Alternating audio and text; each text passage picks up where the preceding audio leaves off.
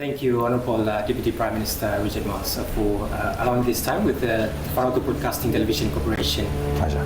Today. And first of all, congratulations on the Vanuatu and Australia project partnership was launched today, the Cook Barracks. Yeah.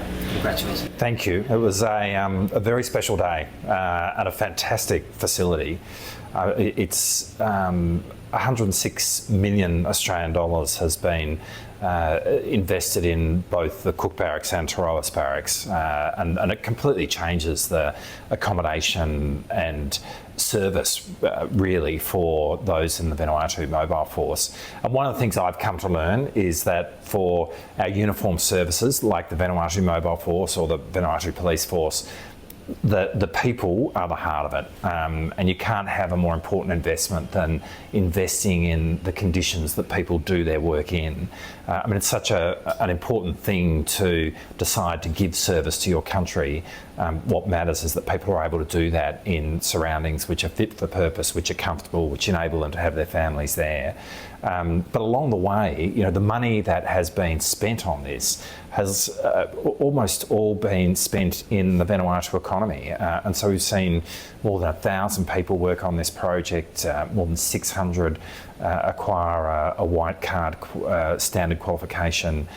This is really building the skills, the experience of a whole cohort of people, which helps build the nation.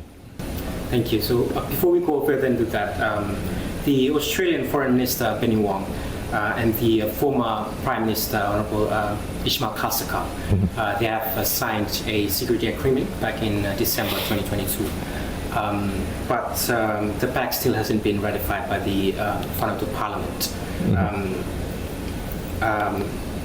So, do you like by any chance press that concern with the on your visit here with your counterparts regarding probably such delay with the pact? Well, actually, we see that there's opportunity. So I met with Prime Minister Salwai this morning and was able to spend the day or the morning with him.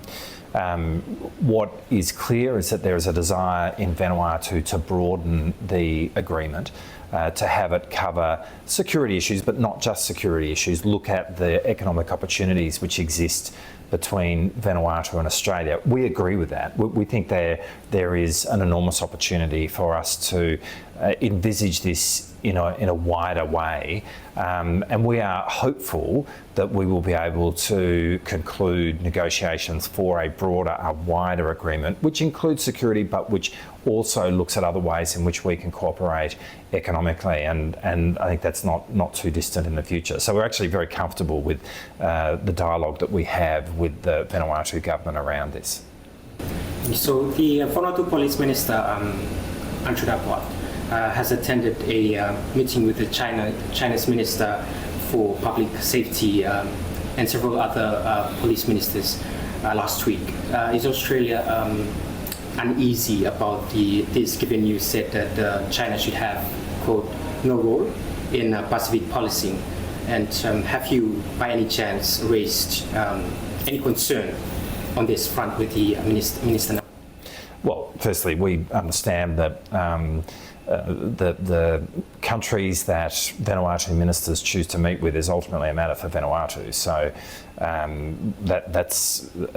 that is fine. What we have put to the Vanuatu government is that we seek to be the partner of choice for Vanuatu.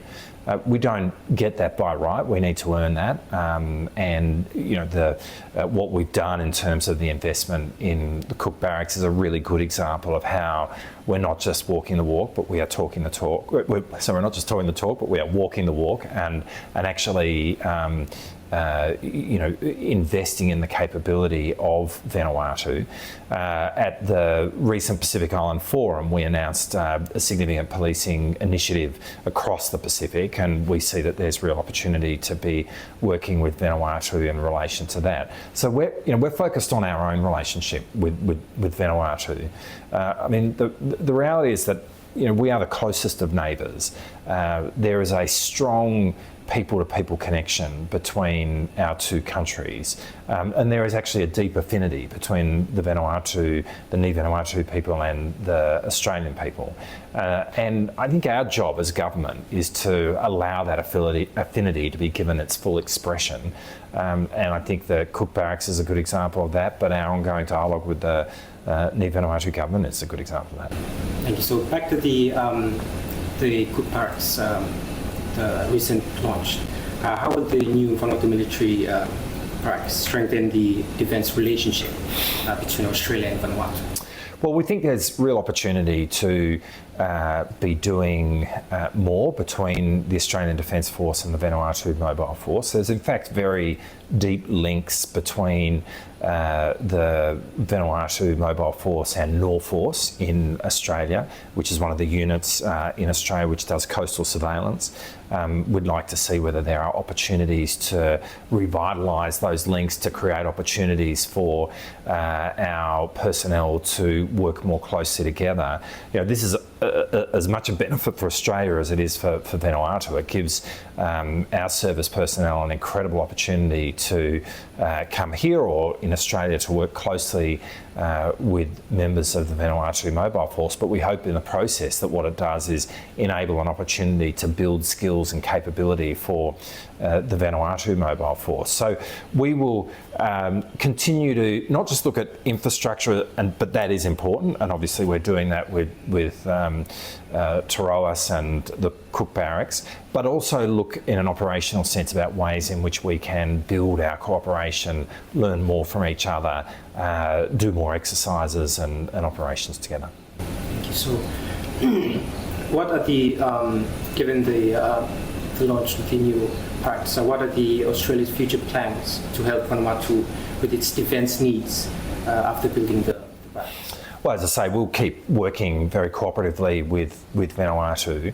I mean, we work through the Vanuatu Police Force, of course, and then the Vanuatu Mobile Force. We also do a lot in the maritime space with the Pacific Maritime Program, and we've got the landing craft that Vanuatu is using, a couple of other watercraft that we've helped provide, and the Guardian class patrol boat that Vanuatu will be using is in the maritime wing of the Vanuatu Police Force, is currently under repair in Cairns, but we hope to see that back in service in the not too distant future. I mean, all of this represents a very comprehensive suite of engagement between not just the Australian Defence Force, but the Australian Federal Police and the Vanuatu Maritime Force and Vanuatu Police Force. Like, we want to keep doing that. We basically are here to try and help as much as we can in building the capability of the uniformed services here in Vanuatu. I understand Australia invested a large amount of money with the barracks. How does this project fit into Australia's goals in the Pacific, especially with other countries becoming more involved in the region? Well, again, it's about building our relationship with the region, and I think, you know, we are very focused on creating a step change in terms of Australian government focus on improving the human development, the economic prosperity of the Pacific and the peoples and countries of the Pacific. That's our goal. And that's very much an issue, if you like, between Australia and the countries of the Pacific. That's going to be our focus. Small island states have challenges innately. You're talking about smaller populations in geographically remote areas trying to build sustainable economies. It's a much harder thing to do than it is to build an economy with much larger numbers of people on a significant landmass. And we've got expertise in terms of the history of our working with the people of the Pacific, but what we're focused on is that. And we're focused on making sure that at the centre of our engagement with the countries of the Pacific is improving human development. Now, that does mean we think there's much more we can do in terms of economic cooperation, particularly for a country like Vanuatu, which is so close to Australia, where there's such a significant tourism flow from Australia here. I mean, there is a lot of opportunity, as there is, of course, for Ni Vanuatu people coming to Australia and working in our economy, which is now happening in significant number. But that economic activity happens on a platform, on a base of peace and security. And so getting that part of it right is important as well. And that's our focus. It's our focus here, it's our focus across the Pacific. Speaking of regional security, how will the new barracks help with regional security, disaster response, and with challenges like climate change? Well, I think one of the real benefits of this is disaster response. I mean, we're all aware of how disaster-prone Vanuatu is in terms of not just cyclones, but an increasing number of cyclones, but also earthquakes, mudslides, and the like. So, this is a country which needs, which often has to deal with natural disaster, and a climate resilient building or set of buildings such as what we've got at Cook Barracks is going to be really important in terms of building the local capability to respond much more quickly to natural disasters when they occur. I mean, it is one thing and an important thing to bring in capability from a place like Australia in the aftermath of a disaster, but it's much more powerful if you have disaster resilient infrastructure here, which has capability that can be brought to bear as immediately the disaster subsides, and I think that's the opportunity that the Cook Barracks represents. Thank you, Honourable Deputy Prime Minister, for your time here. Just to round up, the last question is there any other defence project or partnership between Australia and Vanuatu that we should expect in the future? No, as I say, we'll continue to look for opportunities where we can work more closely together at the defence level, but beyond defence.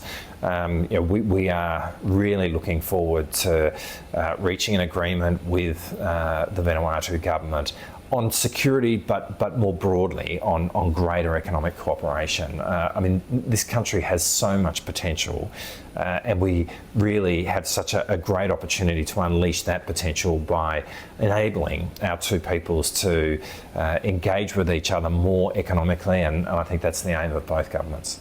Thank you so much. Thank you. Great to see you.